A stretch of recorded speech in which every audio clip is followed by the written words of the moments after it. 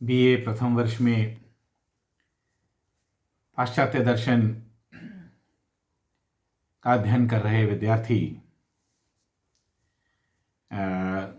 अरस्तू के सिद्धांतों का, अरस्तू के दर्शन का अध्ययन कर रहे हैं। मैंने मेरी पिछली कक्षा में विद्यार्थियों से अरस्तू के कारणता सिद्धांत और कारणता सिद्धांत के अंतर्गत 4 कारणों के विषय में चर्चा की थी और हमने ये जाना था कि किसी भी कार्य की उत्पत्ति के लिए 4 और चारों एक साथ कारण होते हैं और हम किसी भी परिवर्तन की व्याख्या इन 4 कारणों के माध्यम से कर सकते हैं। और इस व्याख्या में केवल हम कैसे की व्याख्या नहीं करते बल्कि परिवर्तन क्यों होता है। हमने जब अंतिम कारण की बात की थी, हमने प्रयोजन कारण की बात की थी, तो हमने ये जाना था कि परिवर्तन को पूर्णता में व्याख्यायित किस प्रकार किया जा सकता है, या कम से कम अरस्तू समझता है कि परिवर्तन की संपूर्ण व्याख्या हम कार्य कारण के माध्यम से और 4 कारणों के माध्यम से कर सकते हैं। 4 कारण जो अरस्तू ने हमको बताए वह थे उपादान कारण, स्वरूप कारण, निमित्त कारण और प्रयोजन कारण। इनके बारे में इन डिटेल्स पिछले वीडियो में मौजूद हैं। हम आज इससे आगे की बात करते हैं। पदार्थ है, आकार है और यह अपूर्णताओं का जगत भी है। क्या यह जगत अपूर्णताओं का जगत है? क्या कारण है कि हम इस जगत को अपूर्णताओं का जगत कहते हैं? हम भोजन करते हैं, हम पानी पीते हैं, क्यों होता है ऐसा?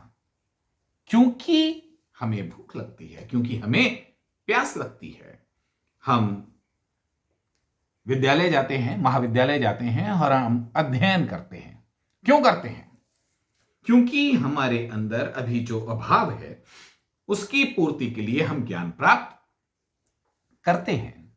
यानी कि क्रिया के पीछे कोई भी क्रिया किसी अभाव को ओवरकम करने के लिए होती है, किसी अपूर्णता से किसी पूर्णता की तरफ अग्रसर होने के लिए होती है।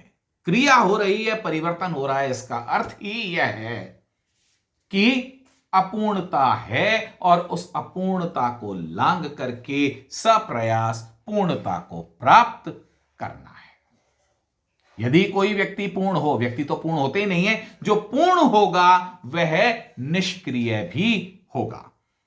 जब आप सांख्य दर्शन का अध्ययन करते हैं तो कहते हैं कि पुरुष क्योंकि एक पूर्ण सत्ता है अतः पुरुष निष्क्रिय है। यह सांख्य योग आपने यदि पढ़ा होगा या जब आप पढ़ेंगे तो आप ये जानेंगे, है ना। ये एक दर्शन का सिद्धांत है कि जहां पूर्णता है वहां पर निष्क्रियता है, क्योंकि क्रिया करने की, किसी प्रयास की कोई आवश्यकता नहीं है, कोई प्रयोजन शेष नहीं है।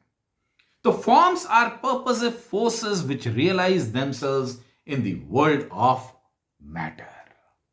आकार वह उद्देश्य स्वरूप सत्ताएं हैं जो जड़ के माध्यम से अपने स्वयं को या अपने यथार्थ को सिद्ध करती हैं, स्वयं के स्वरूप को प्राप्त करती हैं या स्वयं की वास्तविकता को प्राप्त करती हैं। जैसे घड़ा जो स्वरूप है वह अपने आप को मिट्टी के माध्यम से साकार करता है। कुम्हार ने बनाया, लेकिन घड़ा अपने आप में एक आकार है और उसको, इस आकार को यथार्थ होने के लिए मिट्टी की आवश्यकता है ना। तो स्वरूप और उपादान मिलकर के किस उद्देश्य से बनते हैं या किसके निमित्त बनते हैं, यह बात की बात है, लेकिन इन दोनों के संयोग से ही हम कहते हैं कि परिवर्तन की व्याख्या होती है। आकार अपने आप को सिद्ध करते हैं या रियलाइज करते हैं इस जगत में जड़ के माध्यम से। Forms are eternal and unchangeable. जो आकार हैं वह शाश्वत हैं और अपरिवर्तनशील हैं। Therefore species are immutable. ये एक महत्वपूर्ण बात है जो हमको अरस्तू के विषय में समझ लेनी चाहिए कि आकार जड़ भी अपने आप में शाश्वत है और आकार क्योंकि स्वयं में शाश्वत हैं और अपरिवर्तनशील हैं, अतः जो स्पीसीज हैं यानी जो प्रकार हैं वह तो स्वयं शाश्वत हैं। घड़ा, घटत्व, जिसको हम घटत्व कहते हैं, वह शाश्वत है। इंडिविजुअल, विशिष्ट घड़े बनते रहते हैं और टूटते या फूटते रहते हैं। हमने देखा है ना शताब्दियों से, है ना, कितने मिलियंस एंड मिलियंस ऑफ घड़ों का निर्माण हुआ होगा और उन घड़ों का ध्वंस भी हुआ होगा, लेकिन घटत्व का ना तो निर्माण हुआ और ना ही विध्वंस हुआ। तो घटत्व क्या है? घटत्व शाश्वत है, जबकि घड़ा उत्पन्न होने वाला और एक दिन अपने अंत को प्राप्त होने वाली विशिष्ट सत्ता है। Matter takes forms but with resistance. जो पदार्थ है वह आकारों को ग्रहण करता है, लेकिन विद रेजिस्टेंस, वह इसका एक घर्षण उत्पन्न करता है। वह स्वभाव से आकार को प्राप्त कर लेने वाली सत्ता नहीं है। देखिए, इसीलिए निमित्त कारण की जरूरत पड़ती है ना। क्यों कुम्हार को चाक चलाना पड़ता है, क्यों कारपेंटर को खाती को आरी चलाना पड़ता है, क्यों स्कल्पचर को बार बार छेनी, हथौड़े और अन्य फॉइल्स वगैरह का इस्तेमाल करना पड़ता है।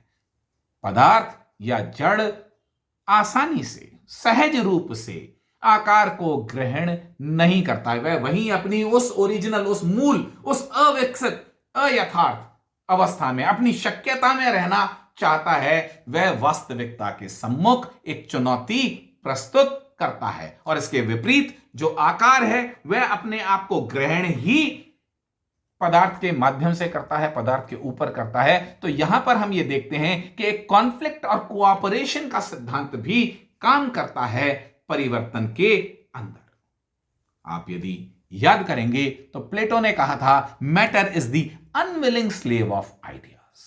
अनविलिंग स्लेव का मतलब क्या है कि दास तो है लेकिन बड़ा ही उदासीन दास है। वह स्वभाव से, इच्छा से काम करना नहीं चाहता है, लेकिन उसको काम करना पड़ता है। वह स्वभाव से आकार को ग्रहण नहीं करना चाहता, एक्चुअलिटी को प्राप्त नहीं होना चाहता, वास्तविकता को प्राप्त होना नहीं चाहता। और इसलिए हम ये देखते हैं कि किसी भी पदार्थ को, किसी भी आकार को रियलाइज कराने में एफिशिएंट कॉज की या निमित्त कारण की एक अनिवार्य भूमिका रहती है।